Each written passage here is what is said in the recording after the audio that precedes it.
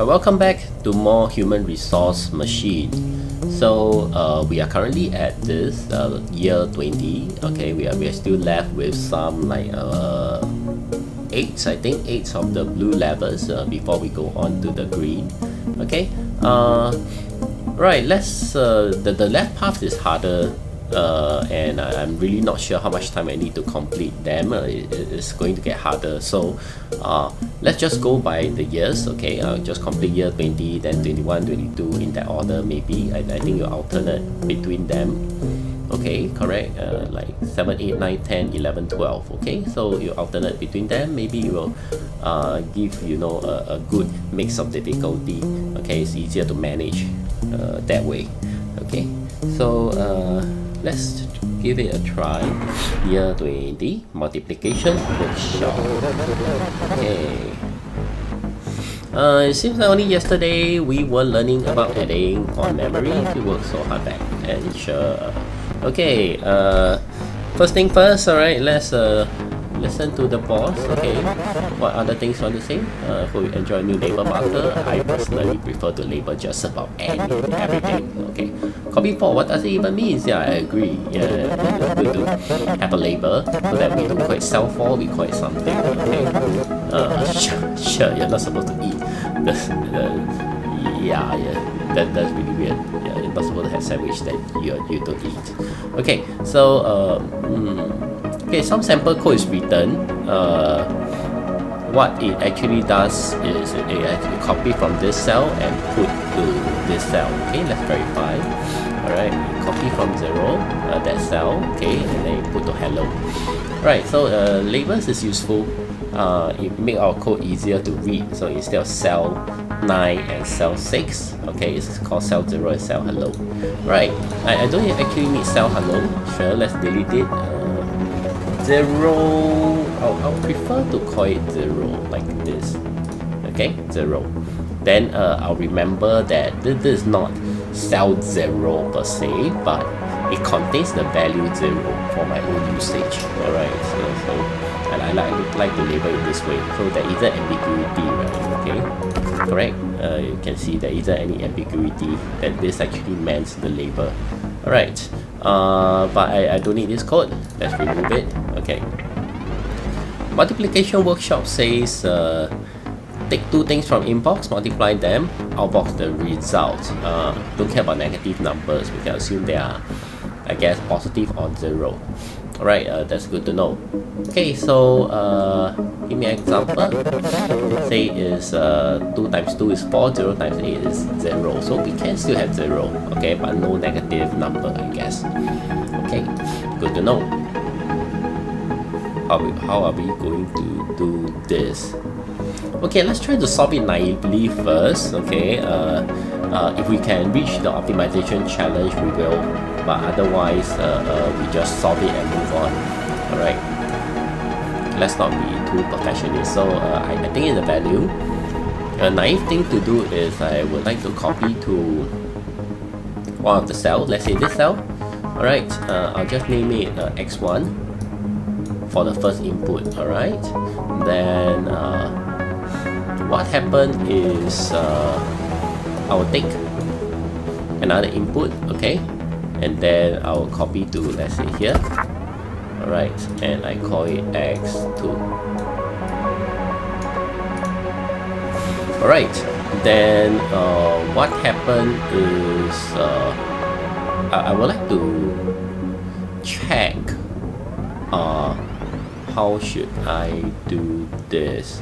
Maybe cell 0, I'll store the multiplication value. Okay, x1 multiplied by x2. Alright, so cell 0 will store x1 multiplied by x2. So the first thing to do after I got these two value, alright, well, maybe I should copy this 0 value to there. Okay, so copy from 0, copy to here. So we start with 0, value 0 inside this cell. Okay, and then the next thing to do is to beside one of them, okay, so x1 times x2 can means we add x1 x2 number of times, okay, so 6 times 3 is 6 plus 6 plus 6, correct. So in that case we will check whether x2 is 0. If x2 is not 0, then we'll add one copy of x1 to this value, okay, and reduce x2 by 1. By the time x2 reduced to 0, here we'll have x1 plus x1 plus x1, x2 number of times, which is the correct answer. Right, so that's the general strategy. Let's try to implement it, okay? So firstly, we want to check whether x2 is 0 or not. So copy from x2, alright. So usually I won't put in the jump, okay? I'll just tell you to look at the else path, okay? But you know, you're not me, so it is hard to go into my exact thinking process if visually I do not show lah. So one way is I can just put it in here first, okay?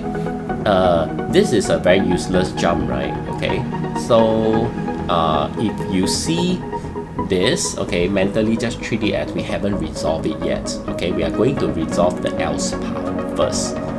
It's easier to do that, right? So jump is 0. So if x2 is not 0, what will happen? We will want to copy from x1, add it to x1, x2. We have to copy to, correct? We have to copy to it. Alright, so let's see how it moves so far. Alright, we take the first value, put it as x1, take the second value, put it as x2, okay, copy from 0, put it there, it starts at 0, right? Check the value of x2, is it more than 0? If it is more than 0, okay, but then we copy from x1, add it to the value, okay, but we haven't write in yet, right? We have to write it in, okay? So this is one round. We have to subtract x2, so we do it by bumping it down, okay? We do it by bumping it down, bumping x2. So this will reduce it by 1, okay? Then group all the x2 operation here. Basically, this line can interchange with the 9, 10, 11 block, okay? These 3 blocks just need to happen together.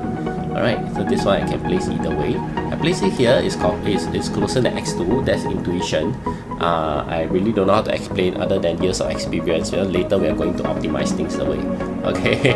Yeah, I think here is the best place to put it. Later we'll optimize it away. I'm writing it really naively, okay? So the next step is we can then we have finished one round, so we are ready to jump back, okay? We are ready to jump back and check whether this is 0 or not, correct? If this thing is 0, then we'll move away, okay? So far it's correct, okay? This path is done. So what happened if I read from here and the value is actually 0? Well, if it's 0, that means I'm ready to output x1 times x2. Alright, we are used to amortization, a good place to put it because every pair of input we are going to do it once, we might as well amortize it, okay? So we put it all the way in front inbox, then we copy from this value, okay? This is the final answer, output it. Alright, every amortization requires us to jump to the first step, okay? Jump to inbox. Okay, we are done. Let's check where it fails, okay? Then we'll go to where it failed and try to resolve things from there. Right, so one way is just let it run as fast as you can, and then tell me that the error will step back and take a look at the last few steps. Okay, that's one way to resolve it without going through this whole long mess of commands. Okay, there's a lot of steps. Alright,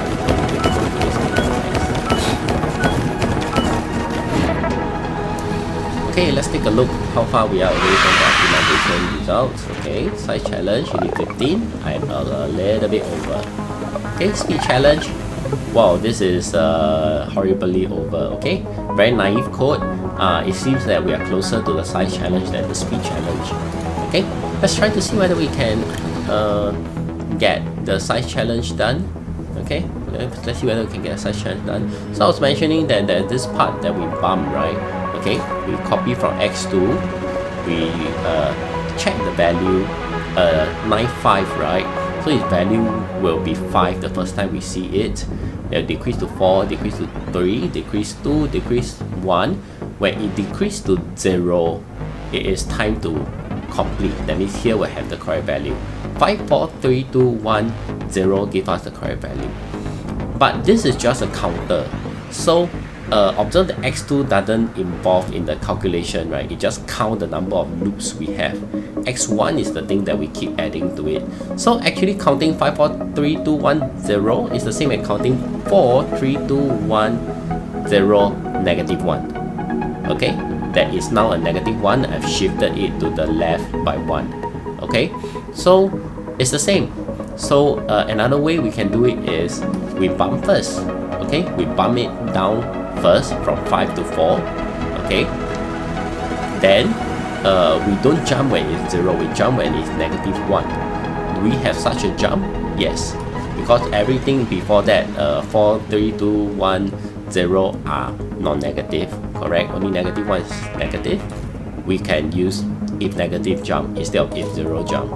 Okay, so if negative jump, go to the same place, remove if 0. This piece of code does the exact same thing. Alright, then we do not need to copy, form and bump, because what bump does is to reduce the value by 1 and hold it on my hand. Okay, this is now redundant, remove it. 15 steps that will meet the size challenge. Okay, let's check whether the code is correct.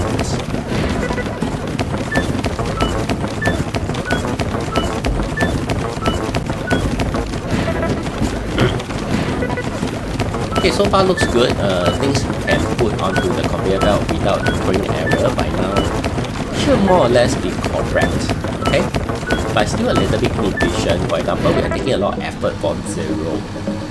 For example, in those cases, we might be able to simplify. Okay, size challenge we meet. Alright, speed challenge horribly over. That means that most likely every loop we could reduce something. Alright.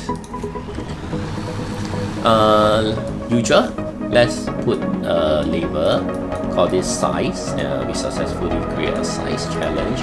Congratulations to us. Okay, if we are just a little bit away from the speed challenge, usually what I do is I'll just copy this code and paste it over, right? That's what I do. I just copy, go over, paste. Alright, but there is a problem. The speed challenge is really far away. Okay, so there are a few strategies. I most likely can optimize this code further.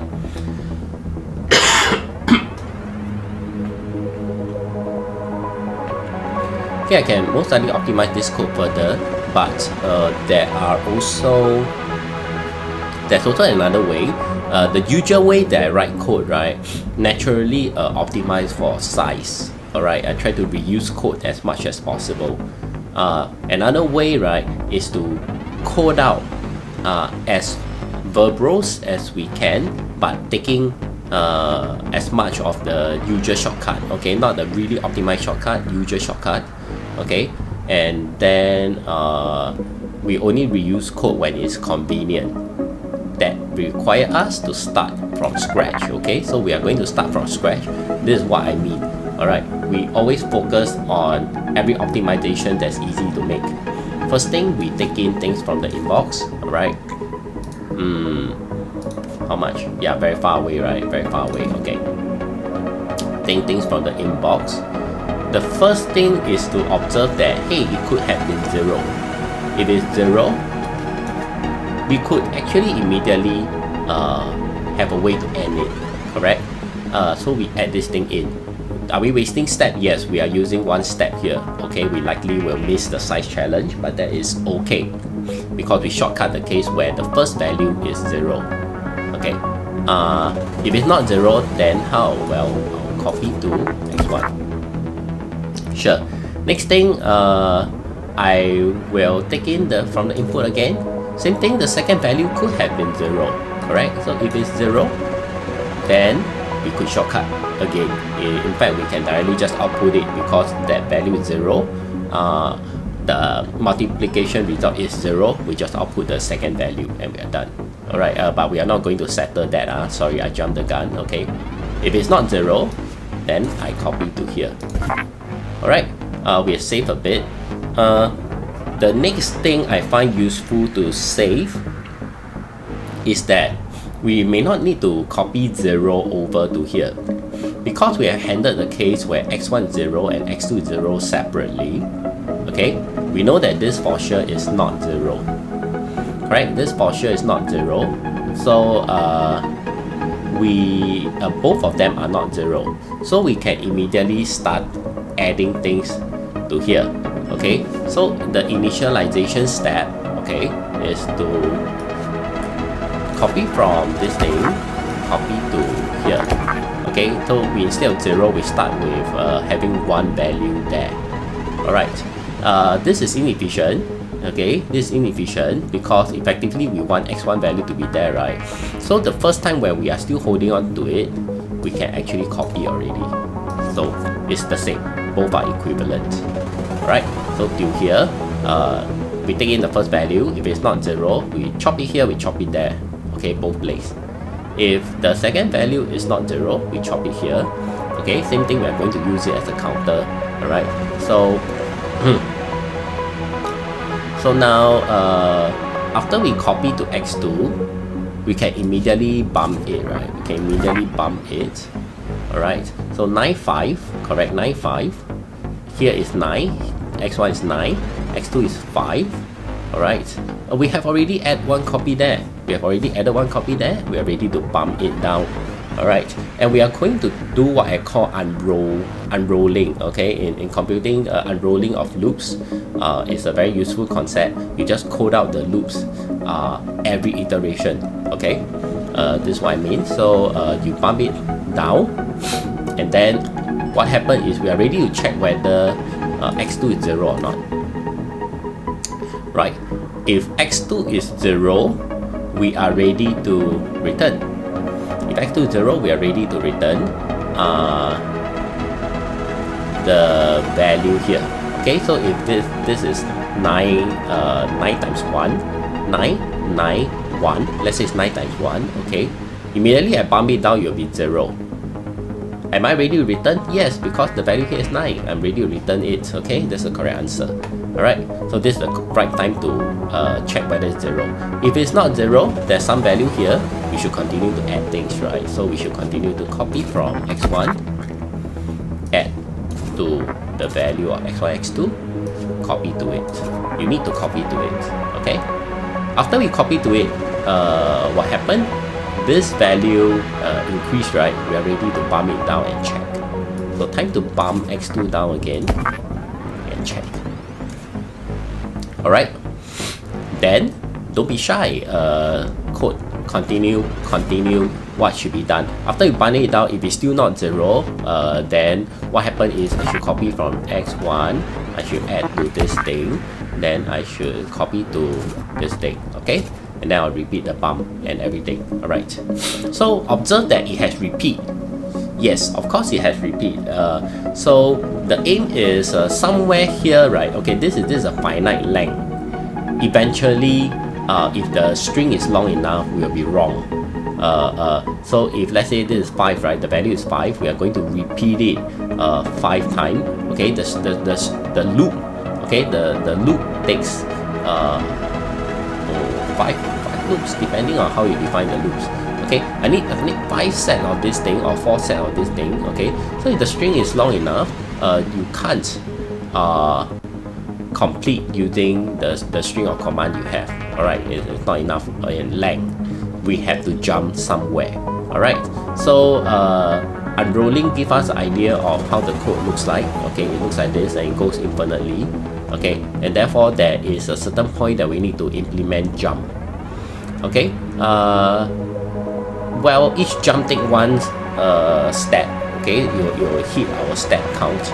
Okay, one way to actually reduce the step count is to have a lot of all these lines and then do a jump maybe after 3 blocks or 4 blocks. Alright, is it inefficient? Inefficient in terms of command. Okay, the command will be really bloated, but that will reduce the effect of the jump. It's almost negligible, okay, unless for a really big value you see it. Okay, so the next question is, where's a good place to jump, right? I find that a good place to jump is usually right after the controls. Okay, right after the controls. So it's either here, okay, or here, right after the control, or here. Why? Because you don't want to put in a jump somewhere, okay, to immediately perform the control. So let's say if I jump here, okay, where should I jump to? I should jump to the whole group, right? So the next step is the bump. I should jump to the previous bump. Alright. But if I jump here, immediately after the bump, I'm going to check whether it's 0 or not. So assuming I'm having 0, I actually need to waste a step to jump to check that it's 0. Okay? So the best place to put is actually somewhere like here. Let's say, okay, so it checks it checks whether it's 0 first, perform what, if it's 0, you'll go on and perform the thing in 1, otherwise you'll perform the repetition. Jump to where? Jump to immediately after this line, okay, because this is one group. Oh, sorry, this is one group. Alright, and this is good, and the rest of the line we can throw away unless we need it. We'll put it in later. Okay, let's see. So we have completed the loop for the case of adding numbers to it.